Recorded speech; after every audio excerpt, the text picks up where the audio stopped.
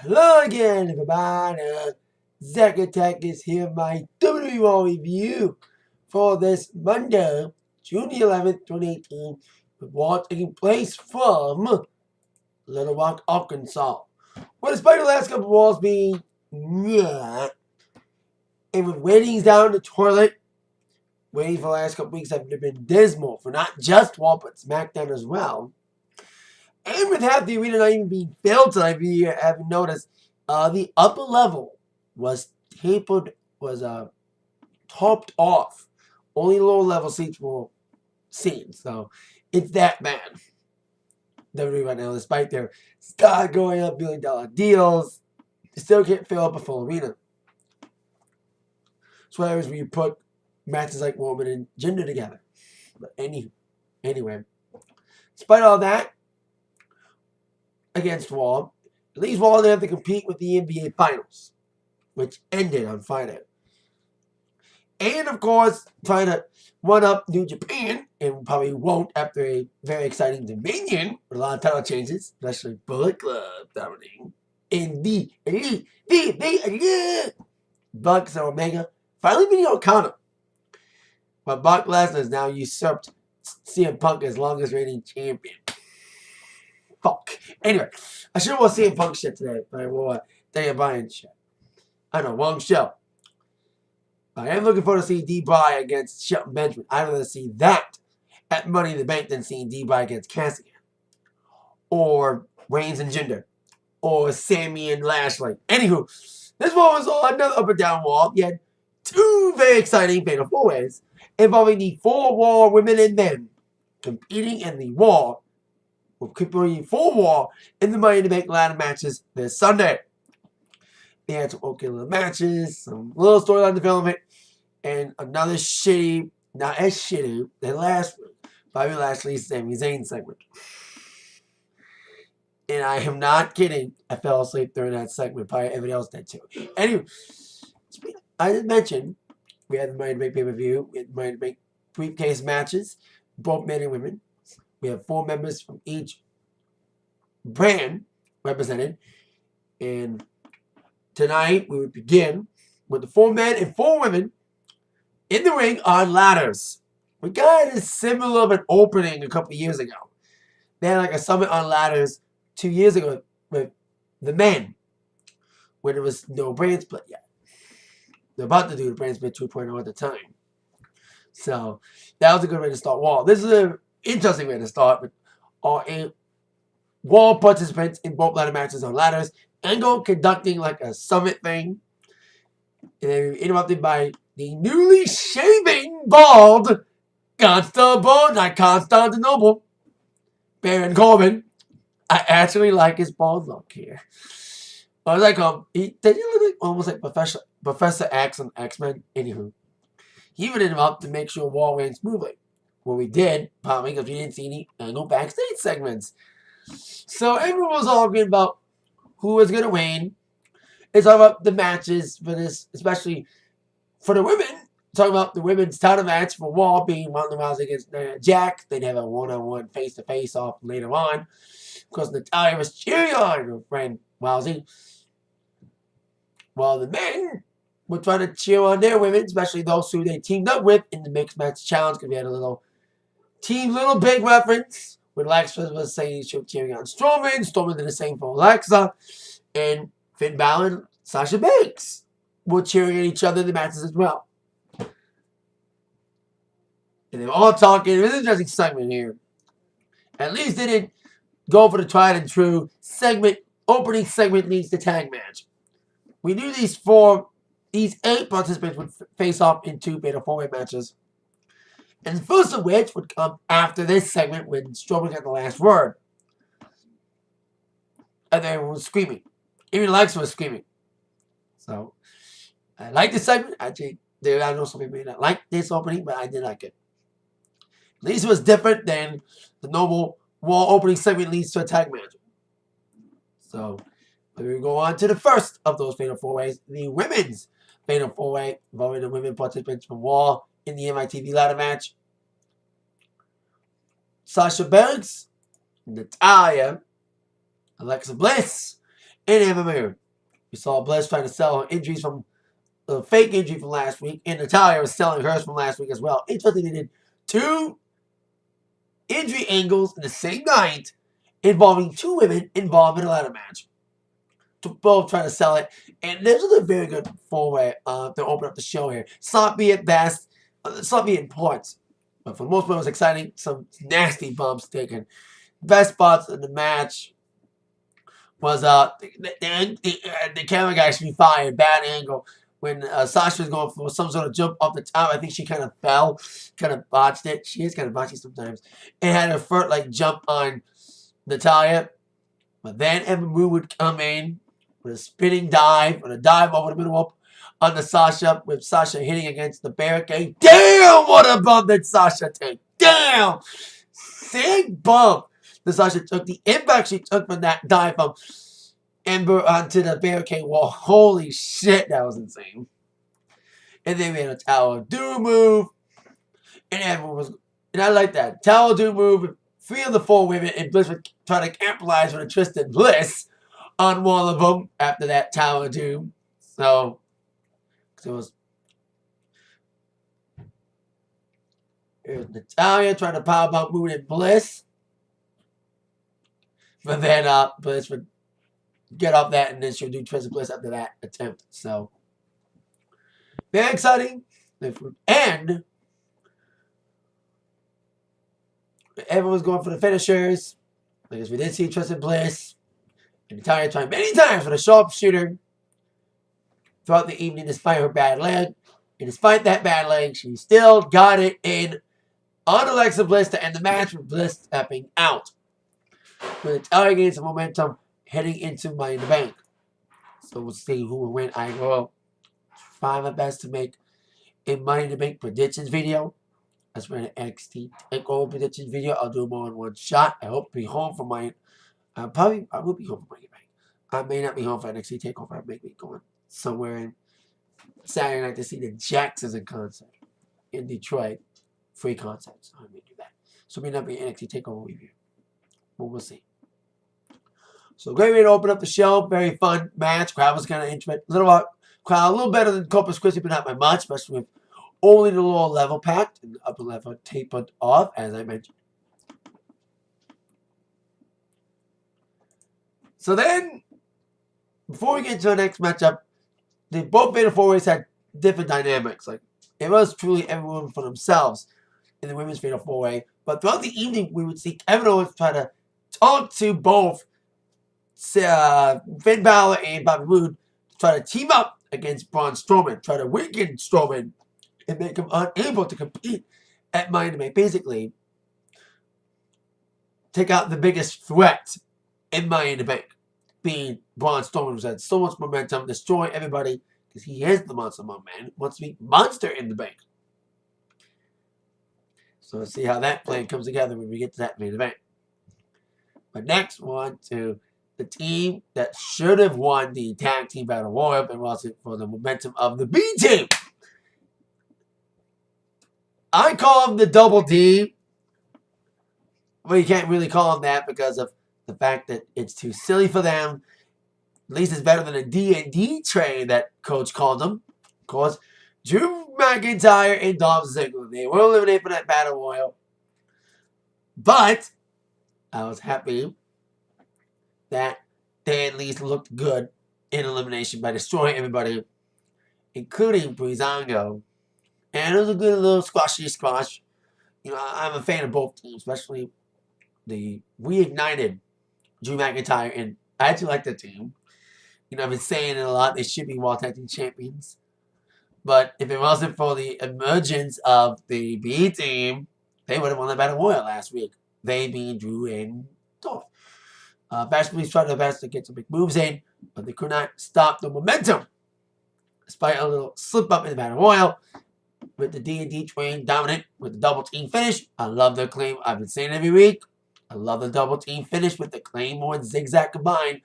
We delivered a promo saying that we lost that Battle Royal last week, but guess what? Off to the side. We're forgetting about it because we are the show. Like the promo after this match. They're saying that we're going to save this division by destroying it. Kind of like what Strowman almost did when he won that Battle Royal right before Mania. In Detroit, I was at back in March. And won the tag titles with a kid. Anywho, the direction these two are taking, very interesting way they're booking it. Like I said, the booking's been really good. They're, despite some bumps and walls, especially like I said, losing Battle Royal, they'll still be booked strong. And booked strong again tonight in a dominant squash over the Fashion Police, Breezango, whatever name they're on this week.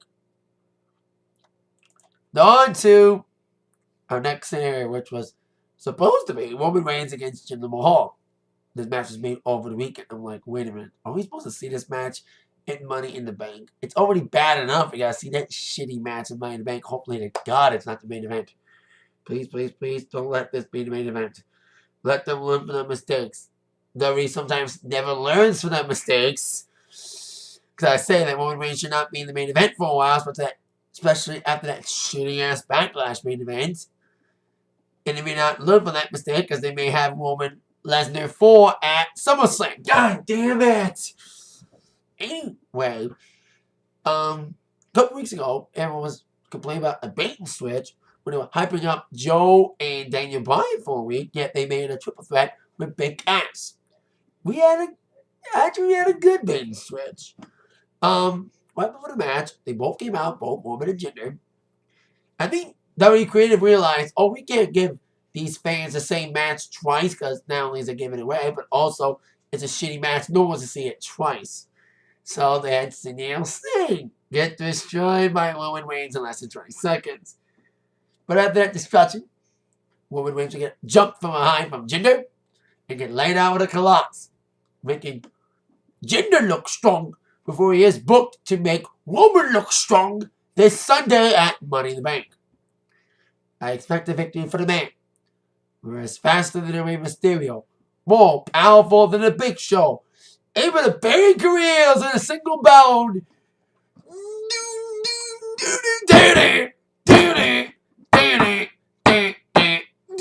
Super Reigns! And add that little singing. So, it was kind of funny before the man, like when Jin was like, I'm not making you face I'm going to face another great Indian wrestler. Not Kali. The great Sunil Singh. That was kind of funny. Kali this. And also, I want to say, before we go on as well, during the promo they did, on the opening promo with the ladders, Kevin Owens did make a Hard Times reference. Of course, today is the 3-year anniversary of the death of the American Dream, Dusty Rhodes. So R.I.P. Dusty. I remember I was going to an NXT event in Cleveland, Ohio, and I bought a sign because I was hoping to pick a Sami Zayn sign, but he was injured at the time. So I was like, what's my next sign going to be? And then Dusty Rhodes died the day before, so I made a Dusty Rhodes sign. And that review of that show is on this channel. So now on to a match involving the B-Team. They got basically their handmade shirts are now being sold as real shirts. Taking on a team who were the last team to be eliminated by the B-Team in that Battle Royal last week. Heath Slater rocking a cool shirt that also should be sold. Wino made this. God, that was funny. The handmade Wino shirt. And Wino took some time from eating bologna sandwiches to make a shirt for Heath. That was kind of funny. Other than that, okay, little match between the last two teams in the Battle Royal last week.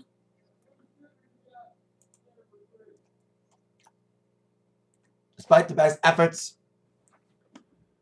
for Slater and Wino, like what happened earlier, the McIntyre Ziggler match against Breezango, there was no stopping the momentum of the B-Team, still undefeated. Great little double team finish in the victory for the B-Team. So they were interrupted by the champions, the Deleter of Worlds, Woken, Matt Hardy, and Bray Wyatt. Still an interesting promo about, well done, you obsolete mules!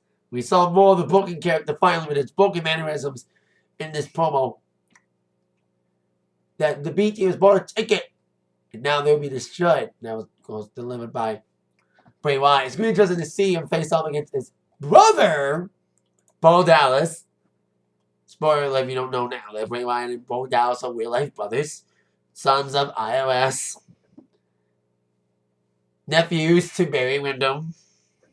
Go from there. In the B team shall be, in the words of the leader of words, deleted! Delete! So, I like the B team. I don't think they're going to win. I think the leader of words will remain champions until either A, Drew McIntyre and Dolph Ziggler win, and or B, they realize that Authors of Pain are still on Raw, even though where the fuck are they? Where have they been? Are they ever going to be on Raw again? Anywho, it will say be on SmackDown. But let's move on to my favorite parts every week of Raw. The Elias segments. It's already open like last week, so Elias would come out to sing a song about how he's going to destroy and beat up on Seth Rollins and become the new Intercontinental Champion this Sunday. I actually like the song he did, and he actually did not get interrupted. Yay! Weird that Elias can sing a full song without being interrupted. So after his fun little song, but he's going to tear down the Architect and making fun of Arkansas because he was like, I'm going to beat him on Rollins on my night wall. And I was like, he's going to do something if Arkansas isn't he. And that's what exactly he did. And then after that, he's like, I'm not going to do this, but I am. He brought out a beautiful custom-made guitar. He said it was given to him as a gift by John Mayer. I don't believe that for a minute. But, yeah. Elias's body's not exactly a wonderland.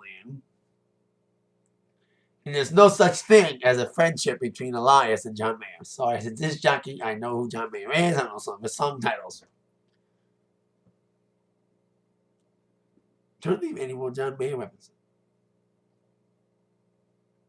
And we're all waiting for the world to change. Waiting on the WWE to change. And not put Roman and everything. Because Rollins is the man. He's the man. And then make Lesnar not champion anymore. Rollins is the real champion of Raw now, especially with Lesnar not being there. But back to this awesome guitar. I like the design of it. With, of course, a little symbolism about Elias. You know, and even the Intercontinental Championship was paying on it. He'd be like, next week, after I win the title, I'll be playing from this guitar. The best song I've ever written. The best performance I've ever done when I am crowned the Intercontinental Champion. But the champ would come to a butt. He would come to the ring, beat him on Elias, chase him out of the ring. And they, of course, would do a promo on Elias. Saying that, like, hey, Elias, you're great and all. You know, you're a good singer. You can be a big hit maker. You're not going to be able to take my title. It's also a shame that you got your guitar in your hand, but you left this one in there. In the ring. The nice guitar. The custom guitar with Elias, Walk with Elias World Tour, and the Intercontinental Championship band on. Beautiful design, and a mic on it, too. And it was like teasing breaking it. It was like teasing, like breaking it Jeff Jarrett style. Then threatened to stomp on it, and Elias was trying to come in. And Rollins was leading a chant of his own, a little song of his own. Burn it down. And then indeed, sadly, he would curb stomp the hell out of that guitar. It would play it, like jokingly play with it as we would end this segment. So maybe the symbolism for Elias won't win this Sunday. Like, I like both guys. I'm a fan of both. And I said it last week too. I'm going to review that. I'm a fan of both. But Rollins is too hot right now. He's like the only workhorse of Raw, as I mentioned. With Lesnar gone, the only real champion working every week is Seth freaking Rollins. He's having a good match after good match. Maybe had a few clunkers, like last week was okay, but I think his match with Elias Sunday would be a good one. Be probably one of the best matches in the card. Because you have some good matches on Money in the Bank. Hopefully it's better than Backlash. Backlash is fucking horrible. And Rollins was the only good part of Backlash. So we'll see if we once again steal the show again. And hopefully be more matches. More good matches on the card than just one like at Backlash. Especially now, this pay-per-view now being 4 hours show. 4 hours show. We don't know a kickoff match yet. So we'll see if we get a kickoff match or not. Now on to our next affair, our next match, involving two women that, in my mind, could have been and should have been Money in the Bank. Bayley and Ruby Wyatt, especially Ruby Wyatt's great performance in that gauntlet match a few weeks ago. Interesting segment to go into the match. We saw the Ruby Wyatt squad coming to the back, like destroying stuff, cut a guy's tie, and like throwing shit, saying, "Oh, we're the Wyatt squad. We throw Wyatt everywhere. You know, we're bunches. We're uncontrollable." So match was okay. A little sloppy spot, especially one's little botch from Bayley. She was trying to do like a drop kick over. She was trying to run through the post and drop kick around the corner to the Wyatt spot, but she kind of slipped in the transition, so she botched that spot. And Wyatt would come back with some big moves after that botch from Bayley, would beat up on the outside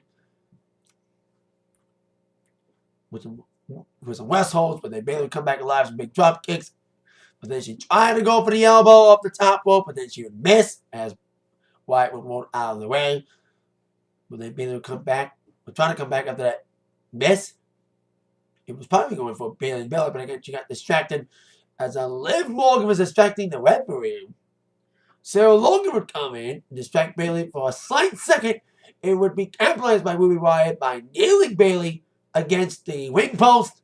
It would end it with a Wyatt kick in the victory for Ruby, standing tall with a little help from her friends, the Wyatt squad. So, I like Ruby. She's improving a lot in Wyatt squad. They got some more refinement to their stable with their attitude now being more shown, especially in that backstage vignette before they came out. So, there's that. Now on to our face-to-face involving the two women who will be fighting for the Raw Women's Championship this Sunday. The champion, the irresistible force, Nia Jax, against the challenger in the first ever singles match, and not even deserving of the shot, but hey, WWE wants business, they want publicity, and what better publicity than to have the newly inducted member of the UFC Hall of Fame, Ronda Rousey. She just got inducted on Saturday. Well, she was announced she would be inducted in July, properly, in the modern. But congrats to Rousey. You know, she's had an amazing career in UFC. Yeah, the way she went out was kind of shitty. You know, 2 straight losses and not taking them well.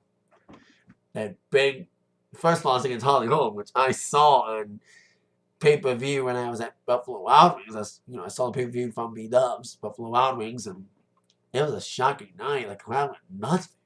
It's probably one of the best crowd receptions I've heard at the Buffalo Wild Wings watching sports since seeing CM Punk beat John Cena at Money in the Bank at Buffalo Wild Wings. That was my first pay-per-view review ever on my channel. It's on here too, cheap plug. Anywho, we would have no table just for each AO's. Coach was like the moderator of this. Coach is back, and I was at Buffalo Wild Wings last week just hanging out, and I saw him doing like a golf thing. Now I know why he's gone on location when he was gone. He was at Raw in London, and he was not on Raw last week because he's doing this golf far distance thing. So I'm like, oh, that's why Coach isn't on Raw, because I saw it on TV when I was out last week. After he had another place, not B-Dubs, not Buffalo Wild Wings, but Brown Iron Brew House in Washington, Michigan, the 4th best beer bar in America, according to USA Today. She plugging it today. Anyway, Nia Jax was talking first, saying that what she's been doing the last couple weeks, taunting Rousey with the beatdown of a jobber 2 weeks ago, and of course the beatdown of Natalya, trying to push Rousey's buttons and how she was going to react. Because you may be ready for UFC, and you may have done things in UFC, but guess what? In UFC, you cannot do slaps, headbutts, and all this stuff, but you can do it in the ring. And you only have one match to show for yourself in WWE, and it was a tag match.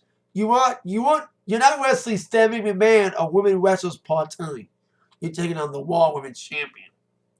So Rousey, who has a tendency to smile a lot more than what Kanye did on Celebrity Family Feud on Sunday. God, we make fun of Kanye for not smiling, but he was smiling a lot in that Celebrity Family Feud on Sunday on ABC. Sorry for cheap plugs. Sorry, it's a tendency. So Rousey actually did a decent little promo here, saying that I don't make a game plan. I improvise. And I'm going to improvise your arm off. And I did like what she said after that, saying that everyone told me I wasn't ready for the Olympics, and I made the Olympic team at 17.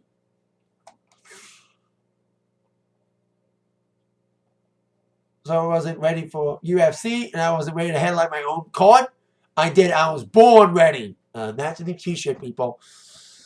So then after that, Nia and Rousey would go face to face after the first physicality. We haven't seen any weird physicality in this feud yet. As Nia's going for a cheap shot, Rousey would take her down, attempting the armbar, and after numerous attempts, she got it locked in and made Nia tap out in a weird kind of significance. The bell rang after that. Is that symbolism? But I like Rousey, but I think Nia will retain. I also need to mention before we move on that after the Wyatt match against Bayley, she took a black marker and wrote hard.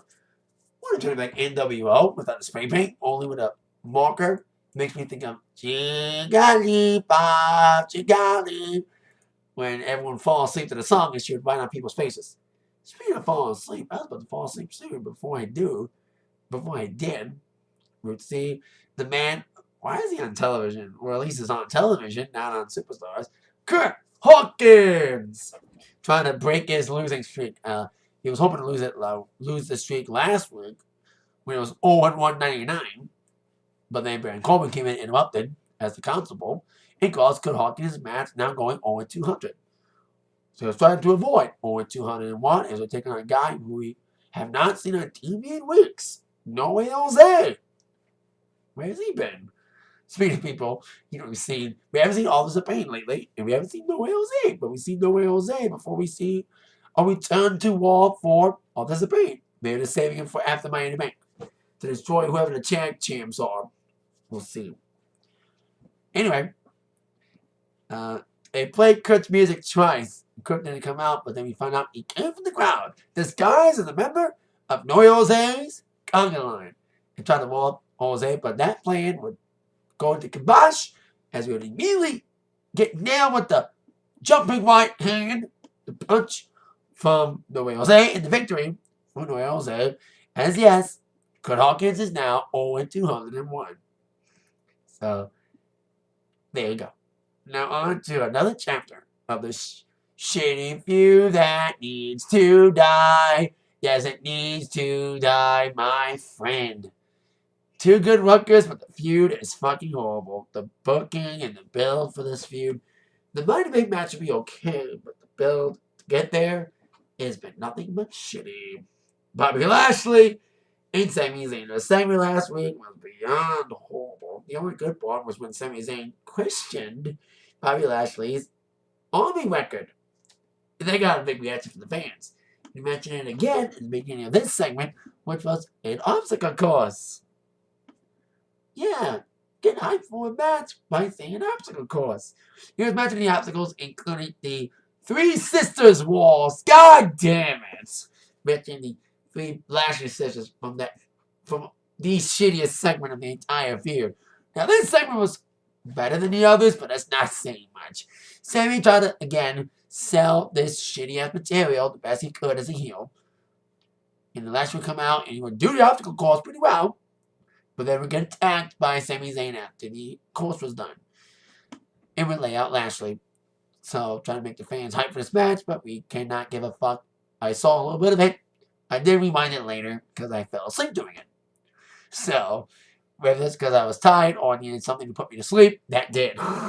Seriously, that did put me to sleep. And I probably, either everybody else fell asleep or changed the channel and maybe watched some E3 coverage. Not a big gamer person. I was. Well, I'm a mobile gamer now, but not like console gaming. But the Sony presentation was on, and I heard it sucked. Besides the Spider-Man game. So, the only thing of E3 I'm watching is the video game battle between the Elite, and the New Day and Street Fighter. It's the only thing I'm interested in E3 is that. We're never going to see these two trio teams face up in the ring. This is the closest thing we're ever going to get to a battle between the New Day and the Elite. Because Omega the Bucks and Big E, Kofi, and Xavier. It's the closest thing we're ever going to get to these two facing up.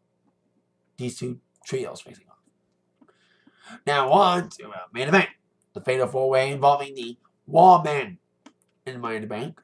Kind of symbolism because we have two Money in the Bank matches.